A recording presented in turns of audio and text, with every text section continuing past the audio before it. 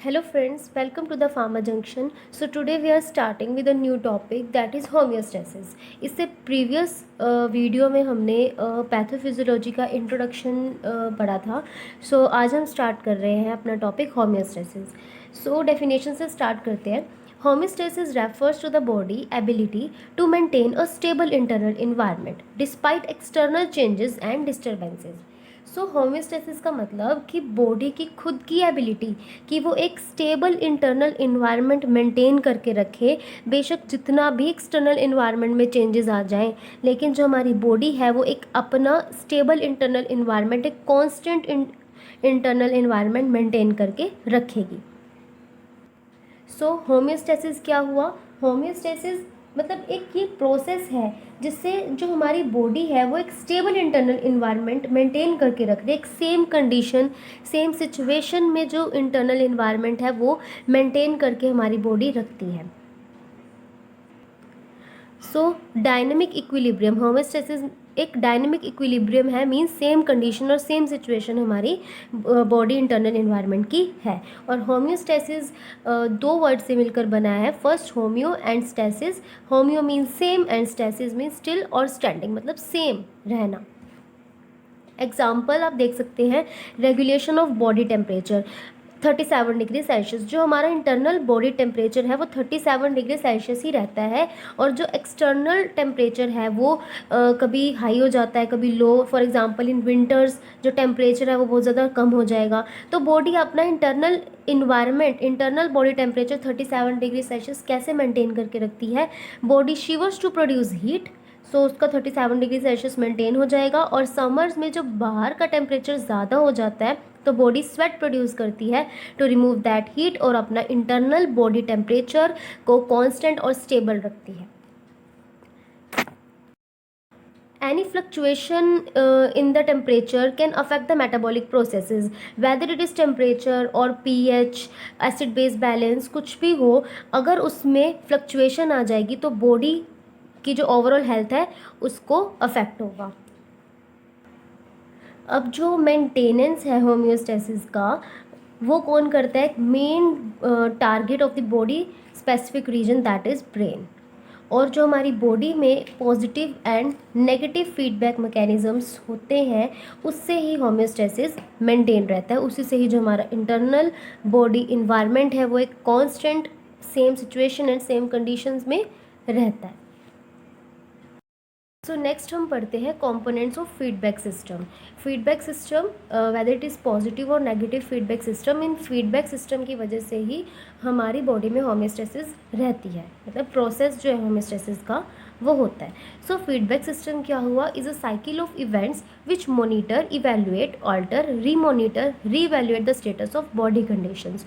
तो feedback system एक cycle of event है, ये एक फीडबैक सिस्टम है, एक साइकिल ऑफ इवेंट है जिसमें जो बॉडी कंडीशंस हैं, मतलब जो चेंजेस आ गए हमारी बॉडी में, चाहे वो टेम्परेचर है, चाहे वो ब्लड प्रेशर है, चाहे ब्लड ग्लूकोज लेवल है, वो उन चेंजेस को मोनीटर कर, उसमें फीडबैक सिस्टम में क्या होता है, उन चेंजेस को मोनीटर किया जाता है, देन उसे इवेल्युएट करके ऑल्टर किया जाएगा. ऑल्टर मतलब जो चेंजेस आ गए हमारी बॉडी में उसे नॉर्मल कंडीशन में लाया जाएगा, देन रीमोनिटर, रीवैल्यूएट किया जाएगा. सो फीडबैक सिस्टम के 3 कंपोनेंट्स आते हैं. रिसेप्टर्स जिसे हम सेंसर भी बोलते हैं, इंटीग्रेटर, कंट्रोल सेंटर भी कहा जाता है, and effector. So receptor basically क्या हुआ? डिटेक्टर हुआ जो डिटेक्ट कर रहा है चेंज को.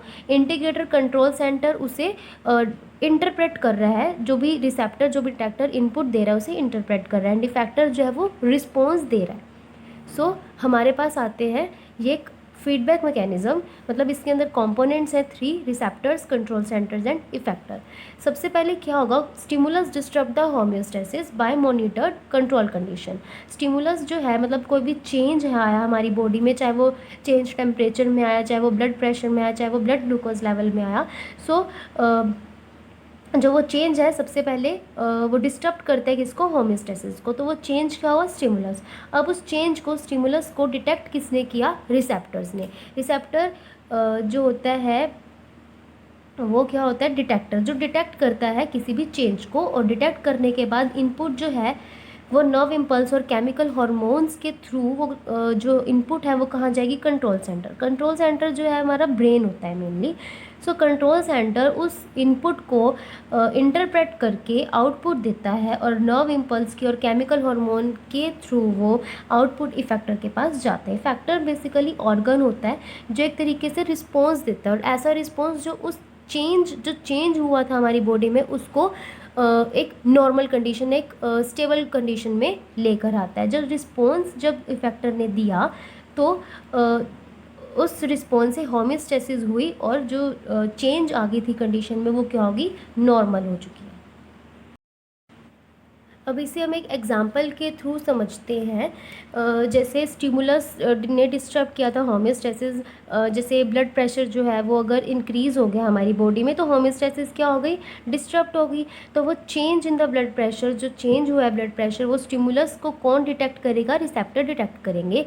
रिसेप्टर अब यहाँ पर क्या होंगे, जैसे कि ब्लड वेसल्स में बैरो रिसेप्टर्स होते हैं, वो रिसेप्टर्स ने डिटेक्ट किया जो चेंज हुआ है ब्लड प्रेशर में, तो उसे डिटेक्ट करने के बाद रिसेप्टर्स ने इनपुट दी, नर्व इम्पल्स के थ्रू ही देगा किसे, कंट्रोल सेंटर को। फर्स्ट कंपोनेंट है रिसेप्टर, दूसरा है कंट्रोल सेंटर। तो उसने इनपुट दी नर्व इम्पल्स की फॉर्म में किसे, कंट्रोल सेंटर को। और यहाँ पर कंट्रोल सेंटर क्या है, ब्रेन, जो उस इनपुट को क्या करेगा, इंटरप्रेट करेगा। फिर क्या देगा वो, आउटपुट नर्व इम्पल्स की फॉर्म में। जो आउटपुट किसे देगा, वो इफेक्टर यहाँ पर क्या है, हार्ट। हमने ब्लड प्रेशर को मेंटेन करना है जो इंक्रीज़ हो चुका है, तो अब वो आउटपुट कहाँ जाएगी, फैक्टर के पास, दैट मीन्स हार्ट। अब जो हार्ट है वो क्या करेगा, हार्ट रेट डिक्रीज़ हो जाएगा, decrease in the heart rate.